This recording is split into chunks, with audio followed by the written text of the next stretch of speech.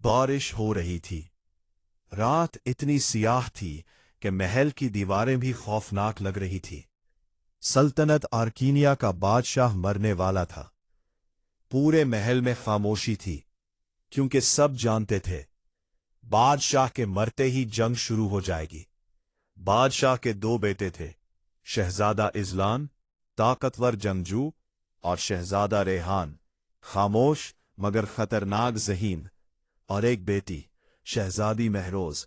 लोग कहते थे वो जादू जानती है।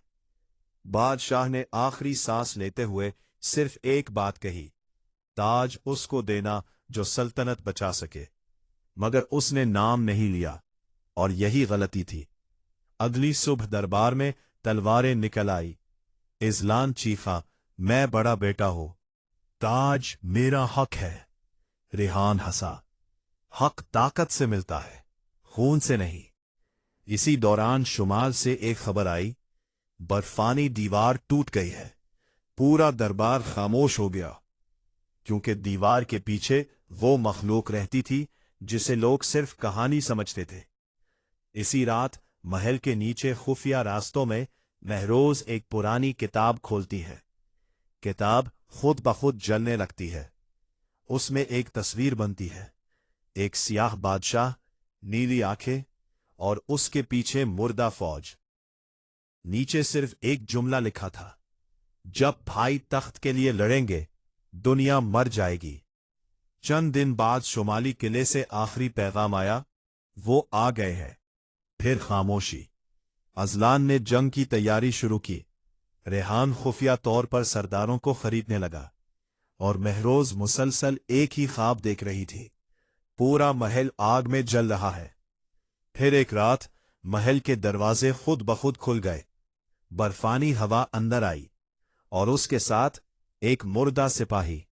उसकी आंखें नीली थीं। सिपाहियों ने उस पर तलवारें चलाई, मगर वो मरता नहीं था। आखिरकार महरोज ने आग से उसे जलाया, तब जाकर वो राख बना। सब खौफजदा हो गए। रेहान ने फौरन कहा, ये सब महरूज के जादू की वजह से हुआ है। लोग उसके खिलाफ हो गए। महरूज को कैद कर दिया गया। मगर उसी रात एक पुरस्रार बूढ़ा शख्स कैद खाने में आया। शहजादी, आप आखिरी फायर ब्लड है। महरूज हैरान रह गई। बूढ़े ने कहा, सिर्फ आप बर्फानी बादशाह को रोक सकती है। दूसरी तरफ बर्फानी बादशाह हजारों मुर्दा सिपाहियों के साथ आगे बढ़ रहा था। जहां से वो गुजरता जिंदगी खत्म हो जाती। आखिरकार आखिरी जंग का दिन आ गया। आसमान सुर्ख था। अज़लान और रेहान पहली बार एक साथ खड़े थे, मगर उनके दरमियान नफरत अभी जिंदा थी। जंग शुरू हुई।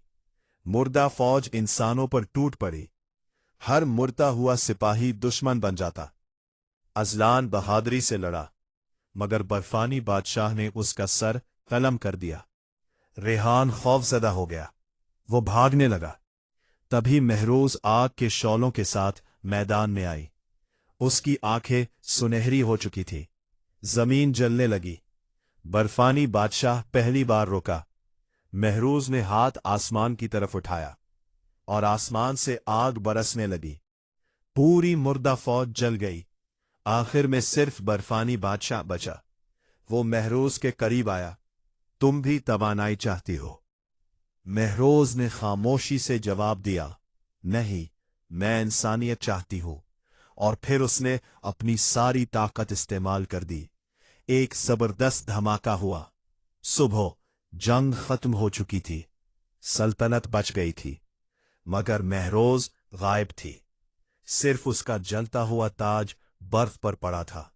लोग आज भी कहते हैं, जब दुनिया दोबारा अंधेरे में डूबेगी, फायर क्वीन वापस आएगी।